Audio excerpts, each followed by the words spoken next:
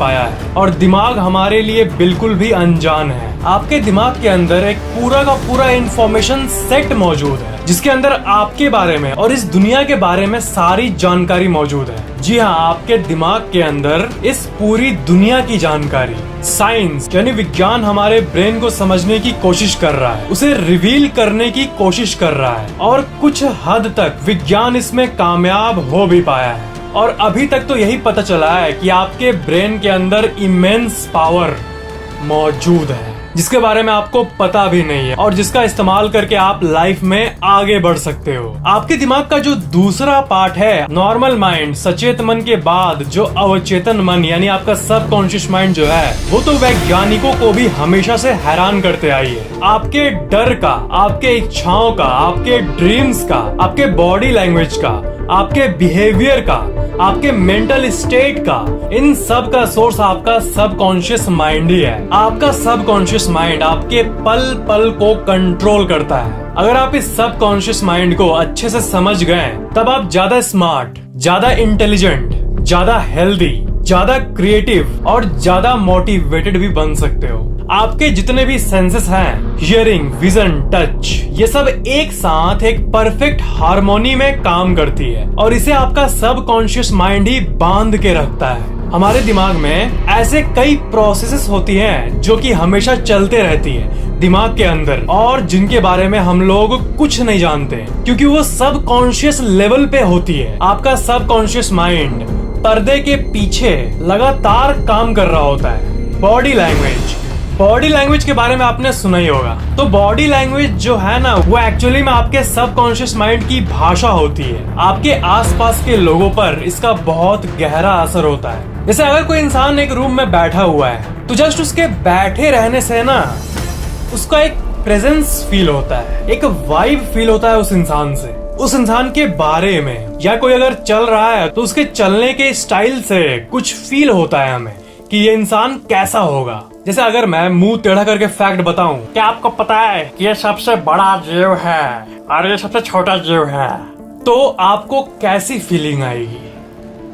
तो किसी इंसान के वाइब को आपका सबकॉन्शियस माइंड आपको फील करने में मदद करता है। तो मेकअप, मेकओवर और स्टाइल के थ्रू इंसान कॉन्शियसली तो अच्छे दिखते हैं, गुड लुकिंग, बट जो एक रियल फैक्टर होता है ना, एक नेचुरल फैक्टर एक इंसान में, रियल प्रेजेंस जो सबकॉन्शियसली फील होता है लोगों को, कॉन्शियसली नहीं सबकॉन्शियसली, जो इंसान फील कर पाता है जस्ट आपके वाइब से, वो आपके बॉडी लैंग्वेज से ही पता चलता है। और जिनका माइंड हेल्दी होता है, जो एवरेज से ज्यादा इंटेलिजेंट होते हैं, जो हर चीज को स्मार्ट तरीके से देखने का एक आदत बना लिए हैं, वो दिन ब दिन और स्मार्ट और इंटेलिजेंट बनते जाते हैं और उनसे एक अलग तरह का ऑरा आता है, एक वाइब आता है जो कि दूसरे लोग फील कर पाते हैं। और जो लोग क्या कर रहा है उस तरह के लोग होते हैं, उनका तो एक अलग ही स्पेशल वाइब होता है। साइंस ने तो जस्ट सबकॉन्शियस माइंड की ताकत को जस्ट अभी स्क्रैच करना शुरू किया है। अभी तो बहुत कुछ पता करना बाकी है।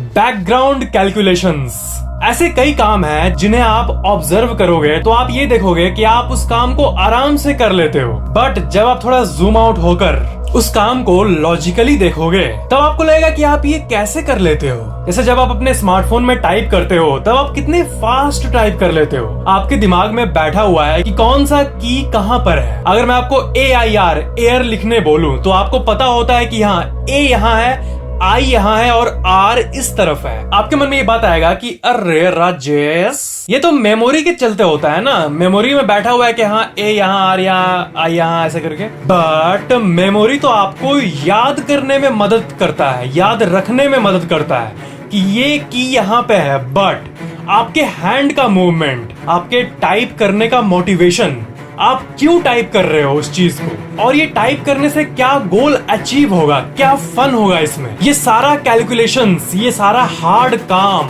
अनकॉन्शियसली बैकग्राउंड में आपका सबकॉन्शियस माइंड कैलकुलेट कर रहा होगा और उसके बाद ही आप एक्शन लेते हो। मतलब हैबिट के चलते हार्ड काम भी इजी हो जाती है क्योंकि उसमें आपका सबकॉन्शियस माइंड ऑटोमेटिकली ही उस चीज को कराने लगता है। बेनिफिट्स आपके बैकग्राउंड में कैलकुलेट होता है। जैसे अगर आप कमेंट सेक्शन में कुछ टाइप कर रहे हो तो बैकग्राउंड में आपके दिमाग में आपका सबकॉन्शियस माइंड ये कैलकुलेट कर रहा होगा कि मैं कमेंट में टाइप करूंगा और उसे पूरी दुनिया पढ़ेगी, मेरी ओपिनियन पूरी दुनिया रीड कर सकेगी। बट फास्ट टाइप करते समय क्या ये सब बात आप दिमाग में लॉजिकली रखते हो कि ये का होगा वो होगा? आप जस्ट करते हो ऑटोमेटिकली। सिर्फ टाइपिंग नहीं, ये तो जस्ट एग्जांपल था, लाइफ में कई चीजें हैं ऐसा इस टाइप का। जिन्हें डांस आता है वो मक्खन की तरह डांस कर लेते हैं। तो टाइपिंग की बात करें तो उस कमेंट टाइपिंग का जो पीछे का जो लॉजिकल मोटिवेशन होता है वो वही होता है, लोगों तक अपनी बात को पहुंचाना। मतलब किसी भी काम में फ्लूइडिटी, एक मक्खन की तरह करना, ये इसके पीछे आपका अनकॉन्शियस माइंड का ही काम होता है, क्योंकि तब आप लॉजिकली नहीं सोच रहे होते हो, वो जस्ट हो रहा होता है। लाइक डांस मूव्स या कुछ भी। That's the subconscious mind at work. Default mode network. Doctor Marcus Raichle, जो कि university school of medicine in Saint Louis Missouri के एक न्यूरोलॉजिस्ट हैं, उन्होंने साल 2001 में दिमाग के बारे में एक बहुत ही गजब चीज को पता किया। आप जब भी कोई काम को स्टार्ट करते हो तो आपके दिमाग का कुछ पार्ट एक्टिव होने लगता है, और जब आप कोई दूसरा काम कर रहे होते हो तब उसके अकॉर्डिंगली उस काम में जो ब्रेन पार्ट्स यूज होते हैं वो सब ऑन हो जाते हैं, और उसके रेस्पेक्टिव कई पार्ट्स ऑफ भी हो जाते हैं। मतलब उस स्पेसिफिक काम पर डिपेंड करता है कि आपके दिमाग का कौन सा हिस्सा ऑन है। बट डॉक्टर मार्कस ने यह डिस्कवर किया कि जब आप एक जगह बैठे होते हो मेडिटेशन में, तब भी आपके ब्रेन के कई पार्ट्स ऑन और फुल्ली एक्टिव रहते हैं। और मार्कस ने उन पार्ट्स को कलेक्टिवली एक नाम दिया, डिफॉल्ट मोड नेटवर्क। असल में इस डिफॉल्ट मोड में भी, यानी जब आप शांत होकर एक जगह बैठते हो, मेडिटेट कर रहे होते हो, थॉट्स बिल्कुल कम रहते हैं, तब भी आपका दिमाग उतना ही एनर्जी कंज्यूम करता है और उतना ही एक्टिव रहता है जितना तब होता है जब आप कॉन्शियसली कोई काम को कर रहे होते हो। That's really amazing. मतलब आपका दिमाग टेक्निकली कभी ऑफ नहीं होता, सोने के टाइम पे भी नहीं। और जब से आप जन्म लिए हो तब से लेकर आज तक, इतने सालों से लगातार बिना एक सेकंड रुके आपका दिमाग ऑन ही है और एक्टिवली काम करता आ रहा है। जब भी कोई थॉट आपके दिमाग में आती है, जैसे अभी कोई थॉट दिमाग में आई, तो आपको लगेगा कि वो थॉट आपके दिमाग में अभी आई है ना, बट वो कई सेकंड्स पहले ही आपके सबकॉन्शियस माइंड में अंदर प्रोसेस होनी शुरू हो गई थी। जब वो प्रोसेस चल रहा होता तो आपको पता भी नहीं होता। आप मेरा वीडियो देख रहे हो, ठीक है, बट अभी भी आपके सबकॉन्शियस माइंड में कई चीजें चल रही है जिसके बारे में आप अवेयर भी नहीं हो, और वो थोड़ी देर बाद आपके कॉन्शियस माइंड में आ जाएगी। मतलब बैकग्राउंड में, मतलब आप ये कह सकते हो कि शांत माहौल में मेरे इस दीवार के पीछे पावर हाउस है जहां पर पूरा इलेक्ट्रिसिटी प्रोड्यूस हो रहा है और मुझे पता भी नहीं है। कुछ ऐसा है आपका सबकॉन्शियस माइंड। आपका सबकॉन्शियस माइंड आपसे हमेशा 2 कदम आगे ही रहता है। क्या आपको किसी भी सिचुएशन में कभी ऐसा लगा है कि कुछ गड़बड़ है या फिर कुछ अच्छा होने वाला है? हम सबको ऐसा लगता है। या फिर जो हम लोग वाइब की बात कर रहे हैं, गुड वाइब्स, बैड वाइब्स, इस इंसान से पॉजिटिव वाइब आ रहा है, इस इंसान से नेगेटिव वाइब आ रहा है। ये सब फीलिंग्स आखिर कहां से आती है? तो इसका आंसर है वो सब फीलिंग्स आपके सबकॉन्शियस माइंड का एक मैसेज होता है। और कोई इंसान गुड होगा तो आपको पता चल जाएगा कि हाँ ये गुड है, और अगर बैड होगा तो आपको फील हो जाएगा कि ये बैड है। No difference between reality and imagination. आपका कॉन्शियस माइंड और सबकॉन्शियस माइंड में ज्यादा पावरफुल आपका सबकॉन्शियस है। इस बात को आप एक चीज से प्रूव कर सकते हो।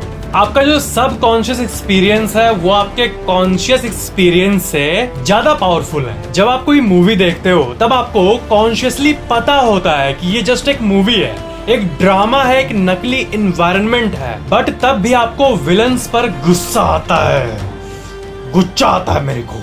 हीरो को शाबाशी देते हो, नहीं आता मेरे को। और इमोशनल मोमेंट्स में रोते हो,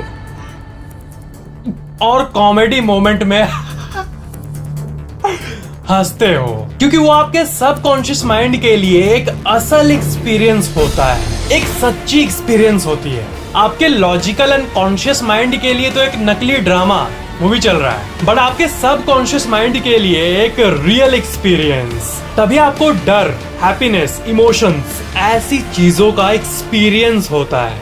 use subconscious mind to grow in life. तो इससे ये पता चलता है कि आपके सबकॉन्शियस माइंड को आप अपने फायदे के लिए यूज कर सकते हो।